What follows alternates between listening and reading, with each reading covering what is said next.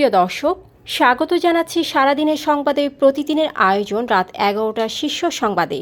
সারা বিশ্বের গুরুত্বপূর্ণ সব সংবাদের শিরোনাম জেনে নিন শুরুতেই। নির্বাচনের ট্রেন যাত্রা শুরু করেছে, এটা আর থামবে না বললেন ডক্টর ইউনূস। বিক্ষোভে উত্তাল মণিপুর, মিলল আরও 6 মরদেহ। সশস্ত্র বাহিনীর ম্যাজিস্ট্রেসি ক্ষমতা বাড়ল আরও 2 মাস। পুলিশে ফের বড় রদবদল। মালয়েশিয়ায় 40 বাংলাদেশি সহ আটক 51 জন। পাকিস্তানের বেলুচিস্তানে আধা সামরিক বাহিনীর চেকপোস্টে সন্ত্রাসী হামলায় বাহিনীর 7 জন নিহত। অন্যদিকে পরীক্ষায় ফেল করার ক্ষোভে স্কুলে হামলা, নিহত 8। ইলন মাস্কের সঙ্গে বৈঠকের কথা নাকচ করেছে ইরান। ইসরায়েলি হামলায় 72 জনের মৃত্যু। অন্যদিকে নেতানিয়াহুর বাড়িতে ফের বোমা হামলা। প্রায় 7,000 কোটি টাকা কমল MRT-5 প্রকল্পের ব্যয়। থাইল্যান্ডের রোহিঙ্গা সন্দেহে আটক 70। প্রিয় দর্শক, এবারে জেনে নিন বিস্তারিত। ফ্যাশন ব্র্যান্ড মানে আর্ট।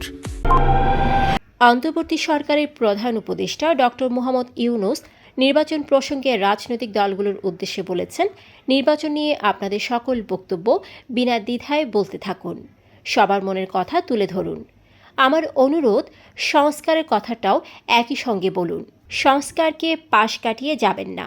নির্বাচনের কথা বলার সঙ্গে নির্বাচন ও অন্যান্য ক্ষেত্রে সংস্কারের কথাটিও বলুন। সংস্কার হলো জাতির দীর্ঘমেয়াদী জীবনী শক্তি। সংস্কার জাতিকে, বিশেষ করে আমাদের তরুণ তরুণীদের নতুন পৃথিবী সৃষ্টির সুযোগ দেবে, জাতিকে বঞ্চিত করবেন না। রবিবার সন্ধ্যা 7টায় অন্তর্বর্তী সরকারের 100 দিন উপলক্ষে জাতির উদ্দেশ্যে দেওয়া ভাষণে তিনি একথা বলেন। আবারও বিক্ষোভে উত্তাল ভারতের মণিপুর রাজ্য। শনিবার অপহৃত 6 জনের মরদেহ উদ্ধারের ঘটনায় ইম্ফল ভ্যালিতে জড়ো হয়ে টায়ার পুড়িয়ে সড়ক অবরোধ করে বিক্ষুব্ধ জনতা। তারা 2 মন্ত্রী, 3 বিধায়কের বাড়ি এবং মুখ্যমন্ত্রী এন বীরেন সিংয়ের বাসভবনে হামলার চেষ্টা চালায়। এর আগে শুক্রবার পুলিশ বিভিন্ন স্থান থেকে ওই মরদেহগুলো উদ্ধার করে। সারা দেশে সশস্ত্র বাহিনীর কমিশনপ্রাপ্ত কর্মকর্তাদের এক্সিকিউটিভ ম্যাজিস্ট্রেসির ক্ষমতার মেয়াদ আরও 70 দিন বাড়িয়েছে অন্তর্বর্তী সরকার। শনিবার জনপ্রশাসন মন্ত্রণালয়ের এক প্রজ্ঞাপন থেকে এ তথ্য জানা যায়। এর আগে শুক্রবার প্রজ্ঞাপন জারি করেছে মন্ত্রণালয়। বাংলাদেশ পুলিশে ফের বড় রদবদল করা হয়েছে। বাহিনীটির অতিরিক্ত পুলিশ সুপার ও সহকারী পুলিশ সুপার পদমর্যাদার 34 জন কর্মকর্তাকে বিভিন্ন ইউনিটে বদলি করা হয়েছে। শনিবার পুলিশ মহাপরিদর্শক মোহাম্মদ মইনুল ইসলামের সই করা এক প্রজ্ঞাপনে এ বদলি করা হয়। প্রজ্ঞাপনে বলা হয়, পরবর্তী নির্দেশ না দেওয়া পর্যন্ত জনস্বার্থে তাদের পদায়ন করা হলো। এই আদেশ অবিলম্বে কার্যকর হবে। মালয়েশিয়ার অভিবাসন আইন লঙ্ঘনের অভিযোগে 40 বাংলাদেশি সহ 51 জন অভিবাসীকে আটক করা হয়েছে। শুক্রবার রাত 12টার দিকে এক অভিযানে তাদের আটক করে দেশটির অভিবাসন বিভাগ। 38টি আবাসিক ভবনে অভিযান চালিয়ে 151 জনের কাগজপত্র যাচাই করা হয়। এর মধ্যে 51 জনের বৈধ কাগজপত্র না থাকায় তাদের আটক করা হয়। পাকিস্তানের বেলুচিস্তানের কালাত জেলায় বিচ্ছিন্নতাবাদীদের হামলায় আধা সামরিক বাহিনীর 7 সদস্য নিহত ও 18 জন আহত হয়েছেন। শনিবার ভোরে কোয়েটা থেকে 150 কিলোমিটার দক্ষিণে তল্লাশি চৌকিতে এই হামলা হয় বলে জানিয়েছেন পুলিশ কর্মকর্তা হাবিবুর রহমান। অন্যদিকে চীনে স্কুল ছাত্রের ছুরিকাঘাতে 8 জন নিহত হয়েছেন। এই ঘটনায় আরও অন্তত 17 জন আহত হয়েছেন। শনিবার চীনের ইয়েংশি প্রদেশের একটি কারিগরি স্কুলে এ ঘটনা ঘটে। বার্তা সংস্থা রয়টার্স এ তথ্য নিশ্চিত করে। জাতিসংঘে নিযুক্ত ইরানের রাষ্ট্রদূতের সঙ্গে যুক্তরাষ্ট্রের নবনির্বাচিত প্রেসিডেন্ট ডোনাল্ড ট্রাম্পের ঘনিষ্ঠ সহযোগী ইলন মাস্কের বৈঠকের খবর নাকচ করে দিয়েছে ইরান। শনিবার ইরানের পররাষ্ট্রমন্ত্রী আব্বাস আরকোচি রাষ্ট্রীয় টেলিভিশনে দেয়া এক সাক্ষাৎকারে এ তথ্য জানিয়েছেন। তিনি বলেন, যুক্তরাষ্ট্রের কিছু সংবাদ মাধ্যমে ইরানের রাষ্ট্রদূত ও ইলন মাস্কের মধ্যে বৈঠকের খবর নিয়ে যে প্রতিবেদন প্রকাশ করেছে তা ছিল বানোয়াট গল্প।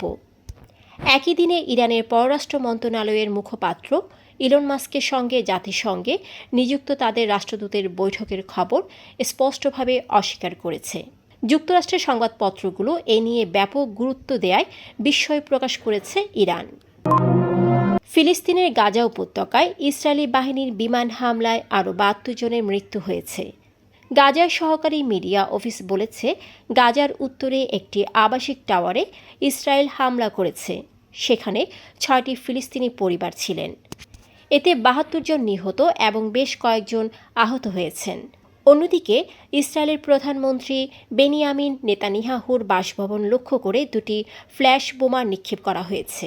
স্থানীয় সময় শনিবার ইসরায়েলের উত্তরাঞ্চলে সিজারিয়া শহরে নেতানিয়াহুর ব্যক্তিগত বাড়িতে এই হামলার ঘটনা ঘটে।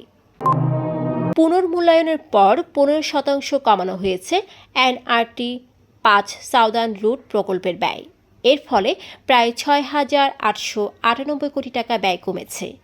রোববার Dhaka mass transit company limited সূত্রে এ তথ্য জানা গেছে।